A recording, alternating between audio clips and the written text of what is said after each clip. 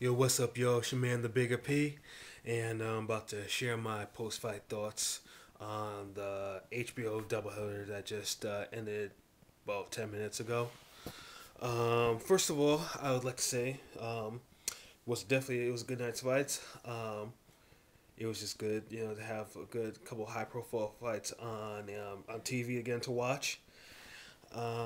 So I'll get to the first fight. Now, in my opinion, the first fight should have been the main event, and that should have been the 12 rounder instead of a 10 rounder. Well, not like it made a difference anyway, but Brandon Rios and Mike Alvarado. I mean, the hype for this fight was big. I mean, it was one of those fights that I remember I just kick it off on as a scenario on a couple forums I post on.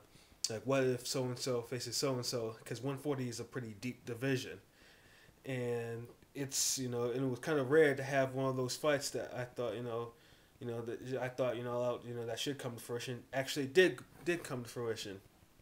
So and of course the hype, because both men are action fighters, they don't take a step back. So we all knew what we were going to get into, what to expect.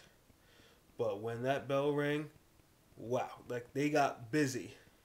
Like from the first round on, it was just constant pressure, back and forth. Although Alvarado had early success when he was actually mixing up his, attack by staying back and boxing on the outside, which if he had continued to do that, he probably would have cruised. He probably would have went to the win. Or although I wouldn't say cruise the win, but he would have gotten the win, especially in the later rounds when Rios I think was starting to lose a little steam. But the thing is, Alvarado played into Rios's game. He stayed too. I mean, it was a closet class. It was a phone booth brawl and everything. But he didn't. He stayed too close because he played. He got to the macho game, and eventually, and Mike has gotten in the past has gotten busted up when he faced Herrera, when he faced Prescott. He was one of those. I mean, he got busted up in those fights. Although those fights he actually won, and against a puncher like that, I mean, I was just waiting because although he was the bigger guy, the more experienced guy at 140, I had a feeling that he would fall. I predicted 9 or 10. You know, they fell in 7. But the thing was this, Mike could have Mike could have took the knee and at least have a chance to collect himself, but I guess I know from what I read, from what someone said, Mexicans, once they get hurt, they defy gravity. I kind of laughed. I laughed hard at that. I'm not gonna lie. But yeah, that's what he should have. He should have just taken the knee, but instead, he got on the ropes and was getting clocked. I mean, like he was getting, Rios was letting him have it, and the referee was giving him enough chances. Giving him enough chances to fight back or keep his hands up all the way at least, or to show that he was actually doing something, but he was just getting too caught, and the ref stopped it. Now, a lot of people are saying that that was a bad stoppage. No, I don't think so. Alvarado was probably one clean combination from actually hitting the canvas, which would have, I mean, obviously it probably would have increased the fight even more. It would have made it a must, it would have made it, a ridiculous classic. Although it's still a classic nonetheless, it would have been probably a more memorable fight due to the classic, just like in the vein of Castillo and Corrales won. Um, I had no disagreements with that stoppage. It was clean. Alvarado wasn't fighting back enough, wasn't showing enough movement. He didn't take the knee, and if he took the knee, he probably would still at least been in the fight at least a little longer. But my hats off to him, and especially my hats off to Rios. Let's hopefully that he could actually stay at 140 and not struggle to have to lose the weight to stay there. Because, I mean, I saw the picture before that, and he looked dried out again. And I'm thinking to myself, he's not, he's struggling to make 140 now. Because I would love to see Rios mix it up with Matisse or Garcia or any of those, or any of those other cats at that division. But yeah, that's a fight. But that's a fight of your candidate. I was like, go 7 and it's fight of your candidate. And lo and behold, that's where the fight ends. So yes, that's fight of the year candidate.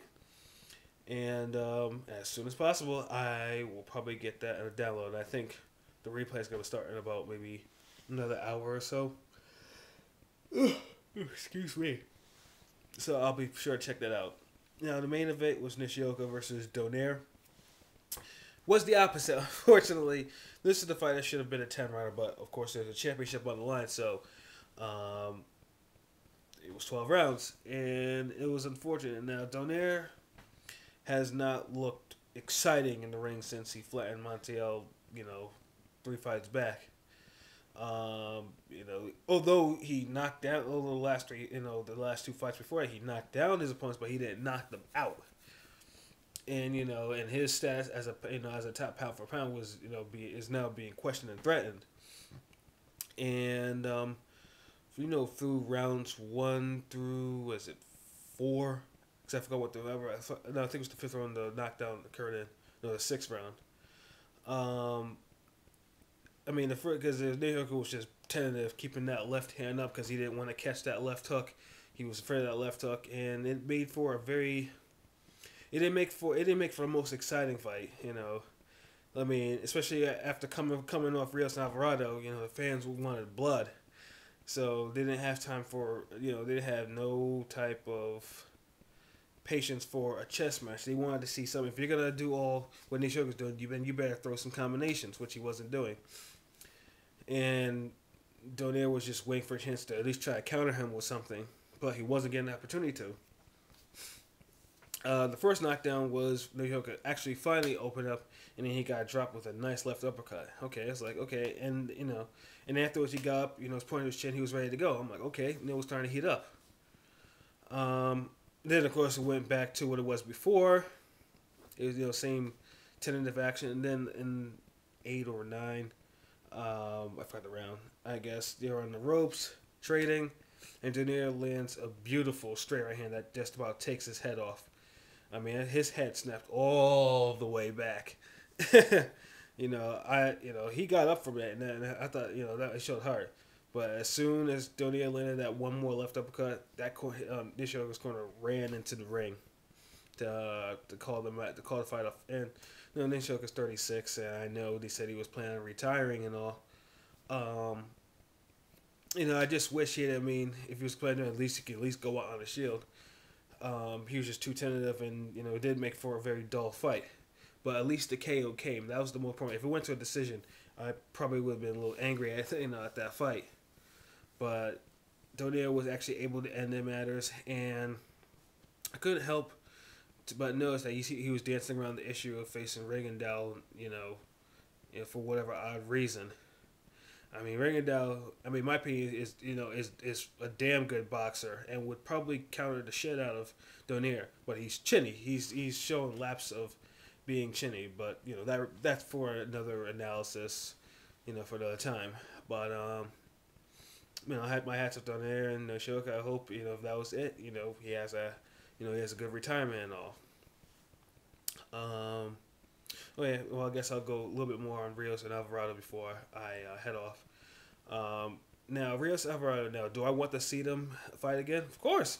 Yeah, if you want to go for the more definitive ending, I would do it. But, probably get a different referee, someone who's a little bit more fan-friendly, that will let them, go a little longer in case, if one of them gets in trouble. I hopefully that, there was no serious injury between Rios-Alvarado, because Alvarado looked like he didn't know where he was for a couple minutes after that stoppage. He was on autopilot. But yeah, my hat's off to them, and I definitely look forward to see them do their thing at 140. All right, well, that's about it as far as my own thoughts about this. I'm gonna go back to going through the forums and stuff and reading comments and posting and whatnot. So till next time, all right, y'all, peace.